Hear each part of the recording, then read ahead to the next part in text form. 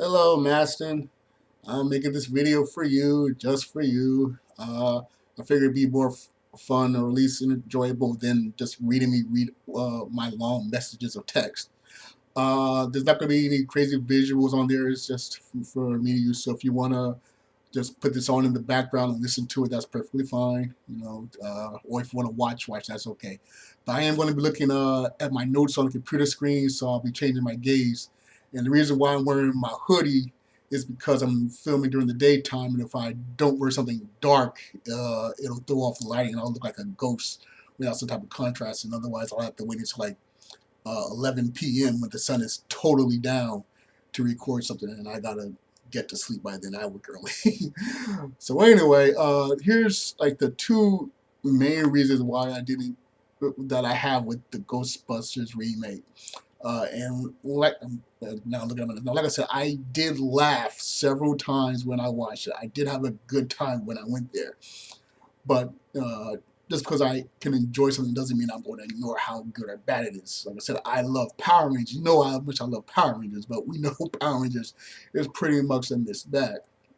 But still, I try to judge things uh, as they are in the formats as they are. For instance, I'm not going to judge the upcoming Power Rangers movie the same way I'm going to judge that upcoming John Wick sequel. And I'm not going to judge Star Wars 8 the same way I'm going to judge the Justice League movie, and even something that's similar like the Grease movie and High School Musical 3.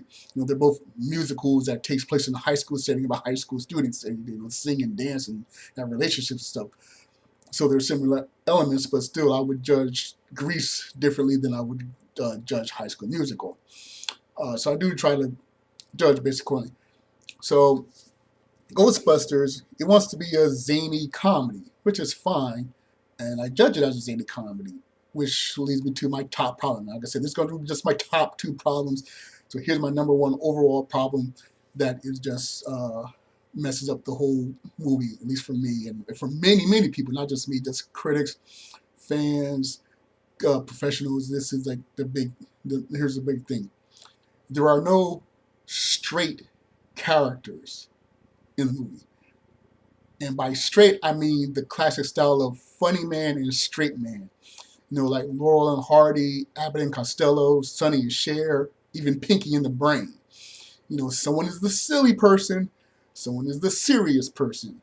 And sometimes the comic has some serious moments, and sometimes the serious person has a couple of laughs or quick jokes here and there, but still, there's definitive roles. The characters are pretty consistent throughout the whole production.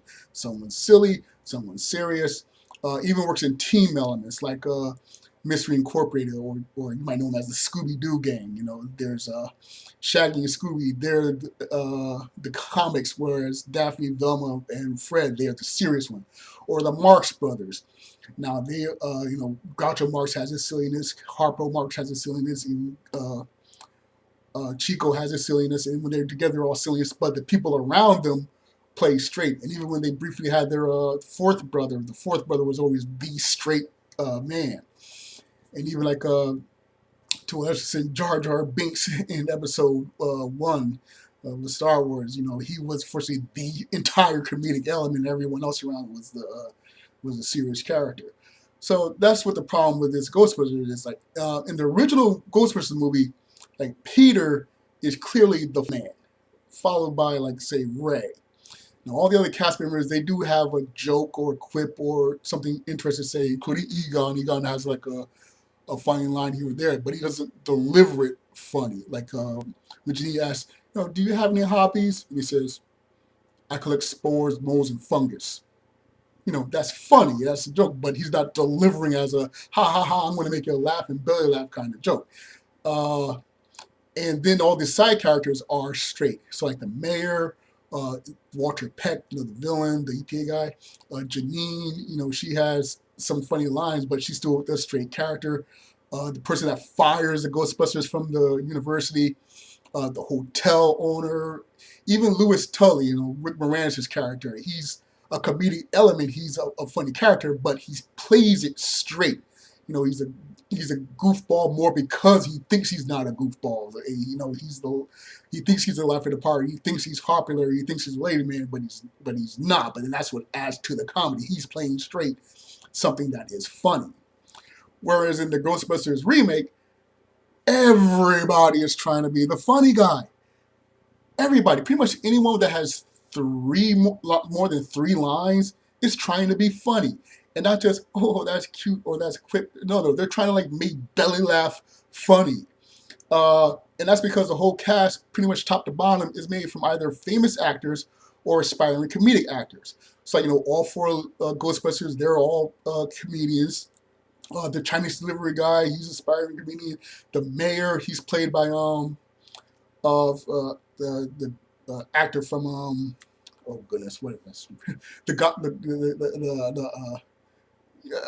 from all those gangster movies. Like, hopefully I'll get it together. But anyway, he has comedic moments. The mayor's assistant, that's Cecily Strong. She's another Saturday Night Live cast member. She has her jokes. The FBI guys have jokes.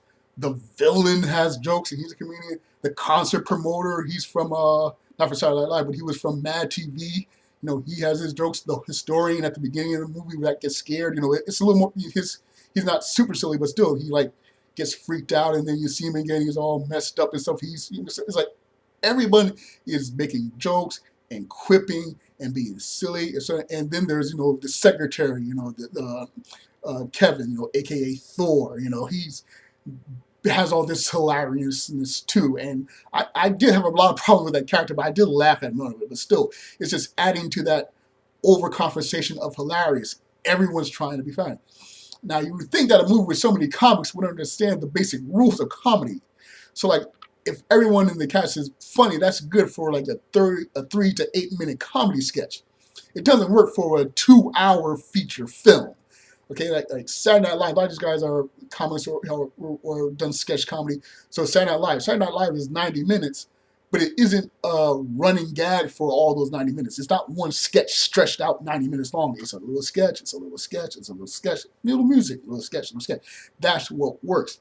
Trying to be everybody funny, ha ha ha ha ha ha ha. Everyone's out silly, everyone's a comedian, everyone's a joker, everyone's that doesn't work. To paraphrase Syndrome from The Incredibles, everyone will be a comedian, everyone will be funny, and if everyone's funny, then no one is. So even in like animation, the upcoming sequels for Ghostbusters, they're toying with the idea of making them animated, which would be probably work a little better since they want to be so silly. But even still, there are rules to it. So you take for instance, Pinky and the Brain.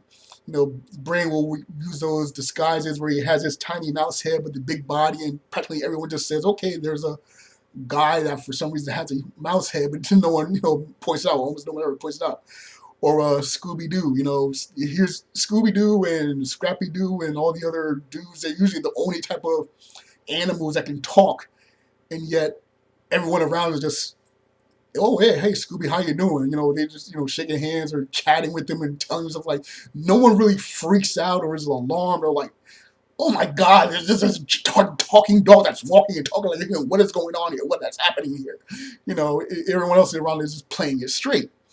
And with the Scooby-Doo gang, like Shaggy and Scooby, they're the ones that usually encounter the monster first.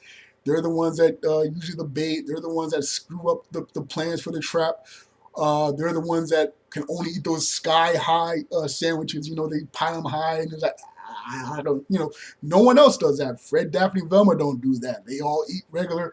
They all investigate. They all interview suspects. They all set the traps. They're the straight characters. Scooby and Shaggy are the comedy characters.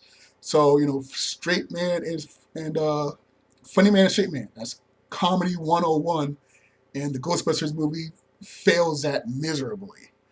My other problem is that there are no positive male characters. And I didn't even realize this until I started reading the reviews. And I'm very glad that I watched movies first and then watched reviews, because this would have affected my enjoyment of the movie. But by positive male characters, I mean that there isn't a male character in the whole movie that isn't rude, dismissive, silly, and or antagonistic. there's only one half decent male, and I do mean half decent male, and that would be Patty's uncle, the Eddie Hudson character. Uh, every other male, again, if they have more than 3 lines, there can be placed as one of those categories. For instance, the dean that flips the middle finger for like a good, what, 3-5 minute scene of this guy. There's another comedic actor trying to notice. He's rude and he's dismissive of the ladies and their findings, and they want to be scientists, saying, "Oh, I thought I'd fired you guys already." Uh, there's the mayor. Why can't I remember his name? But anyway, he like, okay, yeah, you guys are providing a service, but can you be quiet? We can't acknowledge you. We can't dismiss you. Even the first dean, Kristen Wiig's character, she like wants to get some type of special promotion, and it's like uh, her degree from Yale or Harvard or whatever isn't somehow isn't good enough.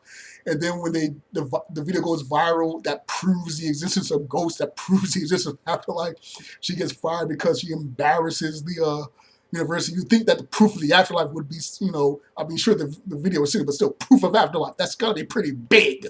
But anyway, of course, the secretary, the historian, the concept promoter, they're all silly characters. More dismissive characters like the FBI guys, they're dismissive. The Bill Murray plays a character that's total purpose is debunk whatever the girls offer. Even Taxi Driver, the Dan Aykroyd character, he doesn't, he offers the man a ride, like, nah, I'm going to give you a ride. I ain't no afraid no ghosts. And it's a great funny moment, but still just adds to here's another guy, another guy, another guy. Even the Chinese delivery guy, he takes over an hour, like 2 hours, to deliver food from downstairs to upstairs. There's never enough wontons, and then when he finally gives wontons, he's too much wontons. It's like, there's no real positive, supportive, 100% good, nice guy character. All the male characters are not are negative or antagonistic. And the reason why Patty's uncle is okay is half because it's reasonable for him to be mad at Patty. He loans them a car. It's part of his business. He comes back and uses his car for his business, and Patty doesn't have the car. So it makes sense that he would be antagonistic to Patty because Patty is affecting his business. So that's why he's half decent. He's antagonistic, but he's legitimately antagonistic. Whereas all the other males are just like, oh, I don't believe you, or I don't trust you, or hey, yeah, you guys are okay, or they're stupid, or they're dumb. Like, oh God, the secretary is so dumb. I mean, it's okay that they want to flip the script with gender swap the whole hire the dumb blonde because that person's pretty, that's fine. Oh, but he's like, well, I said I already talked about the 2 top things, so that would go into number 3. But anyway, so that's my main thing, right? There's no positive, completely supportive, hey, I believe you, I trust you, I'm going to help you, or at least not going to dismiss what you're saying or belittle what you're saying, or even the the dance sequence at the end where, the secretary, when he's possessed by the villain, he's like leading that dance sequence and everyone's dancing around. That's in the end credits. That was supposed to be in the actual movie. That was planned to be part of the story. That's why they all freeze in that disco pose, because that was supposed to actually lead into a big old dance routine, and they decided to save it for the thing. But still, that shows all the male. I mean, there were a couple of female shoulders here and there, but still, it was mainly the FBI guys and Kevin/villain all being silly, whereas the girls are coming in to save the day. So, I like female empowerment movies. There's plenty of female empowerment movies. Some are male bashing, some are not male bashing. So, like, I Spit on Your Grave, that's a very male bashing movie, but legitimately because it's about rape. But there are other movies about positive women getting back at men. For instance, Kill Bill, First Wives Club, Des Becomes Her, the live action 101 Dalmatians movie. There's female led, and there are a couple of bad guys, or in some cases they got to get revenge on the bad guys, but it's not like male bashing. And then there are some are male bashing that makes sense, like the upcoming Wonder Woman movie. Wonder Woman, she comes from an island that has exiled themselves from men. They they have a no man policy. They don't want to be with men. So it makes sense that there should be some male bashing or issues when she goes to the mainland, especially since it takes place during World War II. World War II took place from 1814 to 1818, and the women got the right to vote in 1816, right in the middle of that. So whenever the Wonder Woman takes place, it has to take place either when the women are trying to get the vote or women have just got the vote. So, again, if there's male bashing in the Wonder Woman movie, it would make sense. But in this movie, they're like saying, "Oh no, it's not male bashing. It's just female empowerment. It's just all about female empowerment." No, it's indirect male bashing because there's no completely positive male character, and the only positive male characters is the idiot, complete idiot secretary, and the uncle who's legitimately angry that he doesn't have his car for his business. So those are the top two. Too many comics in the kitchen. Everyone's trying to be funny and ha ha ha, and no one's a straight character. Everyone's basically using the movie as their giant Hollywood demo reel. And then there's no completely positive 100 positive male characters in the movie. Not the cameo guys, not the side guys, and not the main guys. Nothing. Every guy there's something not great about each and every single male in the movie that has like 3 or more lines.